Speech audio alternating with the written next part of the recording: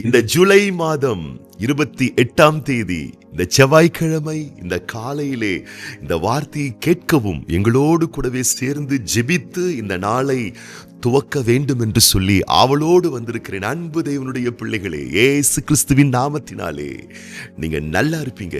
கர்த்தருடைய ஊழியக்காரர்களாய், உங்கள் மேல் மிகுந்த பேரன்பு கொண்டவர்களாய், தேவனுடைய வார்த்தை முன்னிட்டு இந்த காலையிலே நாங்கள் உங்களை மனதார வாழ்த்துகிறோம், ஆசீர்வதிக்கிறோம். நீங்க நல்லா இருப்பீங்க, நல்லா இருப்பீங்க, ரொம்ப ரொம்ப நல்லா இருப்பீங்க. கர்த்தருடைய பிள்ளைகளே, இந்த வார்த்தை கேட்கிற உங்கள் காதுகள் செவிகள் ஆசீர்வதிக்கப்படுவதாக. நாம் இந்த உலகத்திலே மிகுந்த நலமோடு வளமோடு வாழ்ந்திருப்பதற்கு ஆண்டவர் நமக்கு கொடுத்திருக்கக்கூடிய எல்லா ஆசீர்வாதங்களிலே பிரதானமான ஆசீர்வாதம் எது தெரியுமா? உங்களுடைய சொந்த குடும்பம். ஆண்டவர் நமக்கு கொடுத்த சொந்த குடும்பம் நமக்கு கிடைக்க பெற்றிருக்கிற பெரிய பொக்கிஷம், பெரிய ஆசீர்வாதம். ஆகவே தேவன் உங்களுக்கு தந்த உங்க நல்ல குடும்பத்துக்காக கர்த்தர் அதிகமா ஸ்தோத்திரம் பண்ணுங்க. உங்க நல்ல குடும்பம், உங்கள் குடும்பத்தில் இருக்கக்கூடிய உங்கள் அன்பு தகப்பனாருக்காக கர்த்தரை ஸ்தோத்திரியுங்கள். உங்கள் குடும்பத்தில் உங்களோடு கூடவே இருக்கக்கூடிய உங்கள் அன்பு தாயாருக்காக கர்த்தரை ஸ்தோத்திரியுங்கள். உங்களோடு கூடவே இருக்கும் உங்கள் அன்பு மனைவிக்காக, உங்கள் அன்பு கணவருக்காக, உங்கள் அன்பு பிள்ளைகளுக்காக, உங்கள் அன்பான உடன் பிறந்தோருக்காக கர்த்தரை அதிகமாய் ஸ்தோத்திரியுங்கள். கர்த்தர் உங்களுக்கு கொடுத்திருக்கிற விலையேற பொக்கிஷங்கள் அவர்கள் என்பதை நீங்கள் ஒரு நாளும் மறந்து விடாதீர்கள். ஒருவேளை சில குறைபாடுகள் அவர்களிடத்தில் இருக்கலாம். பல ரகத்திலே அவர்கள் மூலம் சில கஷ்டமான ஒரு நிலைகள் கூட உங்களுக்கு வரலாம். வருத்தப்படாதீங்க, அதெல்லாம் நன்மையா மாறும். அவங்களாம் உங்களுக்கு ரொம்ப நல்லவங்களா இருப்பாங்க, அவங்களாம் உங்களுக்கு ரொம்ப ஆசீர்வாதமா இருப்பாங்க. அதனால ஆண்டவர் உங்களுக்கு தந்த குடும்பத்துக்காக என்னைக்கும் கர்த்தருக்கு நன்றி செலுத்துங்க. சந்தோஷமா அவர்களோடு கூடவே இணைந்து குடும்பத்தோடு இசைந்து டிராவல் பண்ணுங்க. குடும்பத்தில் ஆண்டவர் உங்களுக்கு நிறைய சந்தோஷங்களை வச்சிருக்கிறாரு, நிறைய நன்மைகளை வச்சிருக்கிறாரு. நீங்க யோசிக்கலாம், அப்படிலாம் ஒன்றும் இல்லைங்க, குடும்பனாலே சுமங்க, குடும்பனாலே அழுத்தங்க, பாரங்க, செலவுங்க, பொறுப்புங்க, கடமைங்க, உத்தரவாதங்க, 1000 விஷயம் நீங்க சொல்லலாம். ஆனா அதன் மத்தியில தான் அநேக ஆசீர்வாதங்களை ஆண்டவர் உங்களுக்கு வச்சிருக்கிறாரு. ஆகவே குடும்பத்தில் இருக்கக்கூடிய உங்கள் அருமையான உறுப்பினர்களை, குடும்ப அங்கத்தினர்களை குற்றம் சாட்டுவதை நிறுத்திவிட்டு நீங்க எப்படி அவங்களுக்கு ஆசீர்வாதமா இருக்கலாம் நீங்க யோசித்து பாருங்க. அவங்க உங்களுக்கு ரொம்ப ரொம்ப ஆசீர்வாதமா இருப்பாங்க என்பதை நீங்க ஒரு நாள் மறந்துடாதீங்க. ஒரு குறிப்பிட்ட நபர் ஒரு டாக்டர் கிட்ட போனாராம். டாக்டர் கிட்ட போயிட்டு சொன்னாராம், டாக்டர் இங்க பாருங்க, என்ன பாருங்களேன், இப்போ நான் என்னுடைய கையை இப்படி தொட்டா கை வலிக்குது, இந்த இடத்துல தொட்டா வலிக்குது, இந்த இடத்துல தொட்டாலும் வலிக்குது, இங்க தொட்டா வலிக்குது, தலையில தொட்டா வலிக்குது, காலில் தொட்டா வலிக்குது, வயிற்றுல தொட்டா வலிக்குது, நான் எங்க தொட்டாலும் உடம்பு ஃபுல்லா எனக்கு வலிக்குது டாக்டர், நான் என்ன பண்றதுன்னே தெரியல, ரொம்ப கஷ்டமா இருக்கு அப்படின்னு குறிப்பிட்ட நபர் டாக்டரை பார்த்து சொன்னாரா. உடனே டாக்டர் சொன்னாரா, ஓ உங்களுக்கு மொத்த உடம்புலும் இவ்வளோ வலி வருத்தம் உங்களுக்கு இருக்கா, சரி அப்போ நம்ம என்ன பண்ணிடுவோம், ஃபுல்லா ஒரு மாஸ்டர் செக்கப்பே உங்களுக்கு பண்ணிடலாம், ஃபுல்லாக நம்ம செக்அப் பண்ணிடலாம் அப்படின்னு சொல்லிட்டு டாக்டர் என்ன பண்ணாரா, இசிஜி, ஸ்கேனு, எக்ஸ்ரே, அது இதுன்னு எல்லாம் ஃபுல்லாக அவருடைய ஒட்டுமொத்த உடலையே பரிசோதனை பண்ணி பார்த்துட்டாங்களாம். ஏறக்குறைய 20,000 ரூபாய்க்கு மேலே பில்லே போட்டுட்டாங்களாம். போட்டுட்டு ஃபுல் மெடிக்கல் ரிப்போர்ட் வந்துருச்சான். அவரை செக் பண்ணி ரிப்போர்ட்லாம் வந்துருச்சான். என்ன பிரச்சனை இவருக்கு உடம்புல, ஏன் தொட்டா வலிக்குதுன்றார். ஃபுல்லாக செக் பண்ணி பார்த்தா இப்போ டாக்டர் சொல்கிறாங்களாம், மெடிக்கல் ரிப்போர்ட் சொல்லுது தலையிலேருந்து கால் வரைக்கும் உங்களுக்கு எந்த பிரச்சனையும் இல்லை. ஆனால் உங்களுக்கு ஏன் தொட்டா வலிக்குதுன்னு கேட்டிங்கன்னா, உங்கள் விரல் உங்கள் ஃபிங்கர் ஃப்ராக்சர் ஆகிருக்கு. உங்கள் விரலில் தான் பிரச்சனை, இந்த நுனி விரலில் தான் உங்களுக்கு வலி இருக்கு. அதனால நீங்க எதை தொட்டாலும் யாரை தொட்டாலும் உங்களுக்கு வலியா இருக்கு அப்படின்னு சொன்னாரா.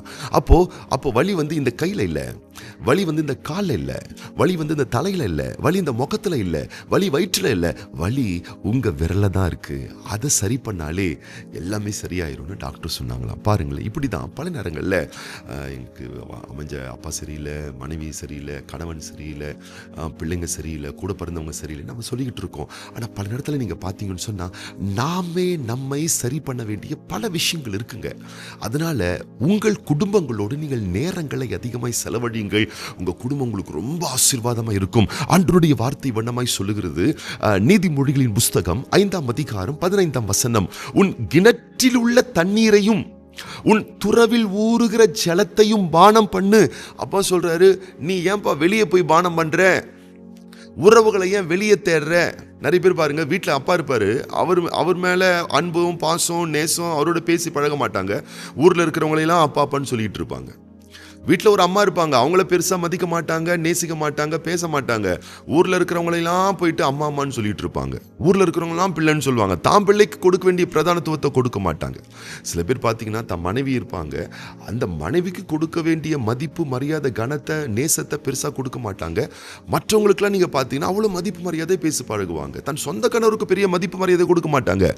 வெளியே இருக்கக்கூடிய 4 பேர்களுக்கு பாருங்க, ரொம்ப மதிப்பு மரியாதை கொடுத்து நடந்து கொள்வது போல நடந்து கொள்வார்கள். இல்லை அன்பான கர்த்தருடைய பிள்ளைகளே, அப்பா சொல்றாரு, வெளியே போய் தேடாத, வெளியே உறவுகளை கட்டாத, வெளியே நட்புகளை ஐக்கியத்தை ஏற்படுத்திக்காத. உன் வீட்டுக்குள்ளேயே நல்ல ஒரு உறவு இருக்கு. அந்த குடும்பத்துக்கு வெறும் சோறு மட்டும் நீ போட்டுட்டா போதாது, ஏதோ அந்த வீட்டில் மட்டும் இருந்துட்டா போதாது.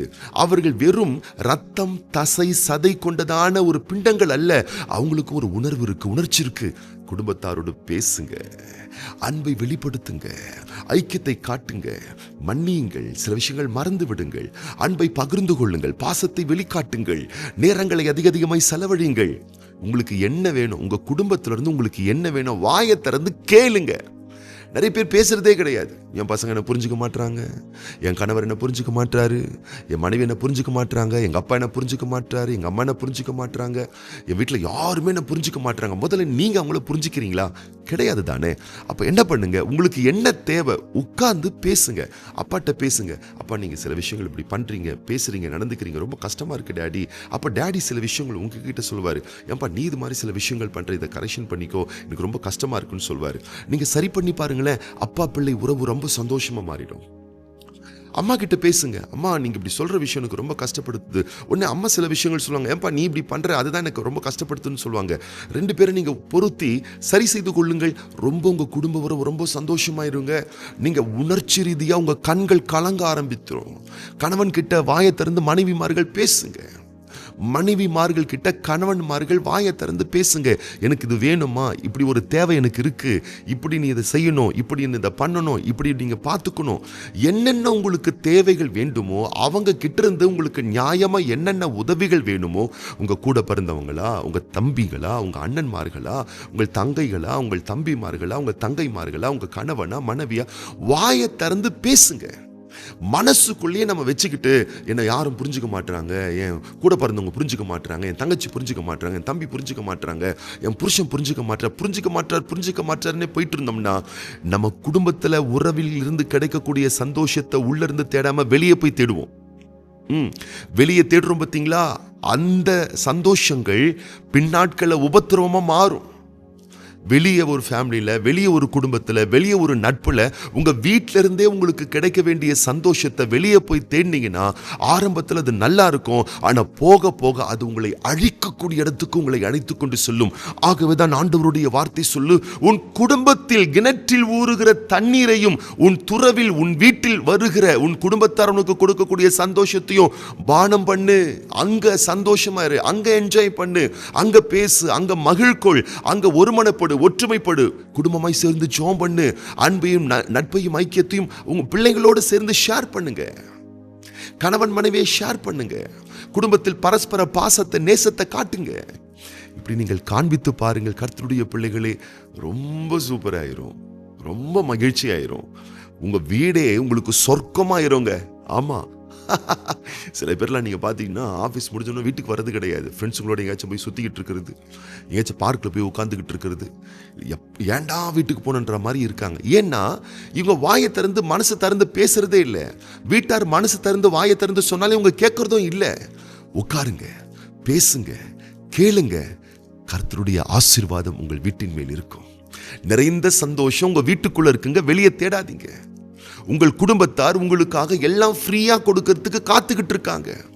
பாருங்க, உங்க ஃபேமிலி உங்களுக்கு ஃப்ரீயா சாப்பாடு கொடுக்குதுங்க, உங்க ஃபேமிலி உங்களுக்கு ஃப்ரீயா துணி துவைச்சு கொடுக்குறாங்க, உங்க ஃபேமிலி ஃப்ரீயா நீங்க பிறந்த நாள்ல இருந்து என்ன காசு பணம் நம்ம கொடுத்தோம் நம்ம அப்பா அம்மாவுக்கு ஃப்ரீயா நமக்காக நம்ம அப்பா அம்மா நம்ம குடும்பம் எல்லாமே நமக்காக செஞ்சுக்கிட்டு இருக்காங்க. ஆனா அந்த குடும்பம் நமக்கு ஒரு விஷயத்த சொல்லி செய்ய சொன்னா கீழ்ப்படிய மாட்டேங்கிறோம், செய்ய மாட்டேங்கிறோம், முரண்டு பிடிக்கிறோம். உங்கள் சொந்த மனைவி கணவன்மார்களே ஃப்ரீயா உங்க மனைவி எல்லாம் உங்களுக்கு வேண்டிய கடமைகளை செஞ்சு கொடுக்குறாங்க. கணவன்மார்களே மனைவிமார்களை யோசித்து பாருங்கள், உங்கள் கணவர் ஃப்ரீயா எல்லாம் உங்களுக்காக செஞ்சு கொடுக்கிறாரு. வெளியே சென்று ஏதோ ஒரு தேவையில்லாத உறவுகளுக்குள் சிக்கி உங்கள் வாழ்க்கையை சீரழித்துக் கொள்ளாதீர்கள். உங்க குடும்பத்தில் உங்க ஃபேமிலியில் இருக்கக்கூடிய சந்தோஷத்தை பெற்று மகிழ் கொள்ளுங்கள். உங்கள் காரிய கடமைகள் முடித்த உடனே வீட்டில் வந்து வீட்டில் இருக்கவங்களோட பேசி மகிழ்ச்சியா இருந்து சிரிச்சு நல்லா பிரைஸ் பண்ணி துதிச்சு ஸ்தோத்திரம் பண்ணி கர்த்தரை மகிமைப்படுத்தி குடும்பத்திலேயே ஆண்டவர் ஒரு பெரிய சொர்க்கத்தை வச்சிருக்கிறாரு. உள்ளேயே தேடுங்கள், வெளியே தேடாதீர்கள். வெளியே மிகப்பெரிய மிகப்பெரிய பாதிப்புகள் இருக்கிறது என்பதை புரிந்து கொள்ளுங்கள். உன் கிணற்றில் உள்ள தண்ணீரையும் உன் துறவில் ஊறுகிற ஜலத்தையும் பானம் பண்ணு. அதுவே உங்களுக்கு மேலான பெரிய ஆசீர்வாதம். இன்னைக்கு நீங்க என் கூட சேர்ந்து உங்க குடும்பத்துக்காக நீங்க ஜெபம் பண்ண போறீங்க. ஓகேவா?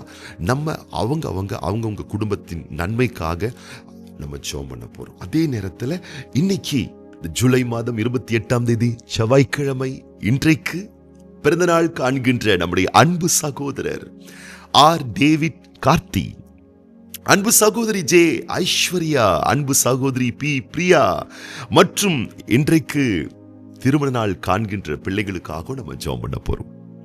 கண்களை மூடி நம்ம ஜெபம் பண்ணலாமா? எங்கள் அன்பின் பரிசுத்தம் உள்ள தூய தகப்பனே, திருக்குமாரனே இயேசு கிறிஸ்துவின் நாமத்தினாலே சமூகத்தில் வருகின்றோம்.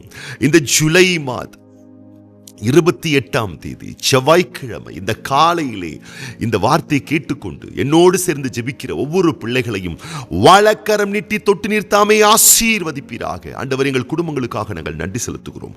ஒவ்வொரு நபரும் என்னோடு சேர்ந்து ஜெபிக்கிற ஒவ்வொரு நபரும் அவருடைய குடும்பத்திற்கு மிகுந்த ஆசீர்வாதத்தை ஏற்படுத்தக்கூடியவர்களை வாழ்ந்திருப்பார்களாக. தேவனுடைய நாம மகிமைக்காக ஒவ்வொருவருடைய குடும்ப வாழ்வில் மகிழ்ச்சியும் சமாதானமும் சந்தோஷமும் பெருகுவதாக. ஒவ்வொரு குடும்பத்தில் இருக்கக்கூடிய சந்தோஷத்தை பெற்று அனுபவிக்க ஒவ்வொருவரும் தங்களுடைய கவனத்தை குடும்பத்திலே செலுத்துவார்களாக. வேறெங்கிலும் கவனத்தை செலுத்தி தன்னை பாதித்துக் கொள்ளாதபடிக்கு ஒவ்வொருவருடைய குடும்பத்தில் வைத்திருக்கக்கூடிய மேலான உச்சித நன்மையை பெற்று அனுபவிப்பார்களாக என்று சொல்லி தேவனே உடைய வல்ல நல்ல சிநேக பிரிய பாச நாமத்தினால ஒவ்வொரு பிள்ளைகளை நாங்கள் வாழ்த்துறோம், ஆசீர்வதிக்கிறோம். நேச சிநேக பிரியமான கரத்தில் ஒப்பு கொடுக்கிறோம். குடும்ப தகராறுகள், குடும்ப பிரச்சனைகள், குடும்ப மனஸ்தாபங்கள் இருக்குமே, ஆனால் எல்லாம் இந்த காலையிலே பெரிய சமாதானமாய் மாறுவதாக. ஒவ்வொரு குடும்பத்திலே கர்த்தர் வைத்திருக்கக்கூடிய ஆசீர்வாதத்தை உணர்ந்து பிறர் மேல் பழி சொல்லாமல் சரிப்படுத்திக் கொள்ளக்கூடிய ஒரு மனப்பக்குவத்தை நீர் தந்து ஒவ்வொரு குடும்பத்தினுடைய ஆசீர்வாதங்களை மேன்மைப்படுத்தும். ஒவ்வொருவருடைய குடும்ப ஆசீர்வாதத்திலே மகிழ்ந்து களி கூர்ந்து ஜெயம் கொள்ள ஒவ்வொருவருக்கும் உதவி செய்யும். விசேஷமாக இன்றைய நாளில் பிறந்த நாட்கள் காண்கின்ற, திருமண ஆண்டுகள் காண்கின்ற ஒவ்வொரு பிள்ளைகளையும் வலக்கரம் நீட்டி தொட்டு நீர்த்தாமே ஆசீர்வதிப்பீராக. எங்கள் ஆண்டவர் அருளுகிற வேதனைகளே இல்லாத ஆசீர்களை ஒவ்வொரு பிள்ளைகளுடைய வாழ்விலே நன்மைகளால் முடிசூட்டி வருகை வரும் மட்டும் இதுபோல் இன்னும் அநேக சந்தோஷமான பிறந்த நாட்களை, திருமண ஆண்டுகளை பிள்ளைகள் காண வேண்டும் என ஒவ்வொரு பிள்ளைகளையும் நாங்கள் மனதார வாழ்த்தி ஆசீர்வதித்து ஆண்டவர் இயேசு கிறிஸ்துவின் ஆசீர்வதிக்கப்பட்ட நாமத்தினாலே வாழ்த்தி ஜெபிக்கிறோம் எங்கள் நல்ல பிதாவே, ஆமீன். மேலும் உங்கள் குடும்பம் ஆசீர்வதிக்கப்பட, வளம் பெற, கட்டப்பட, கனத்துக்குரிய மேன்மையுள்ள மலைமையிலுள்ள பட்டணமாய் திகழ்வதற்காக வருகின்ற ஆகஸ்ட் மாதம் 3ஆம் தேதி திங்கட்கிழமை மாலை 6:30 மணிக்கு நம்முடைய திருச்சபையிலே குடும்ப ஆசீர்வாத ஆராதனை நாங்கள் ஒழுங்கு செய்திருக்கிறோம். ஒருவேளை உங்கள் குடும்பங்களிலே பற்பல சிக்கல்கள், போராட்டங்கள் இருக்குமே, ஆனால் குடும்பமாய் ஆலயத்திற்கு வாருங்கள், ஆராதனையில் பங்கு கொள்ளுங்கள், உங்கள் குடும்பம் ஆசீர்வதிக்கப்படும். ஒருவேளை நீங்கள் வெகு தொலைவில் இருந்து இந்த வார்த்தை கேட்டுக்கொண்டிருப்பீர்களே, ஆனால் லைவ்ல நாங்கள் ஒளிபரப்புறோம். இந்த வார்த்தை கேளுங்கள், பங்கு கொள்ளுங்கள், ஆசீர்வதிக்கப்படுவீர்கள். இன்னைக்கு நீங்க நல்லா இருப்பீங்க, ரொம்ப ரொம்ப நல்லா இருப்பீங்க.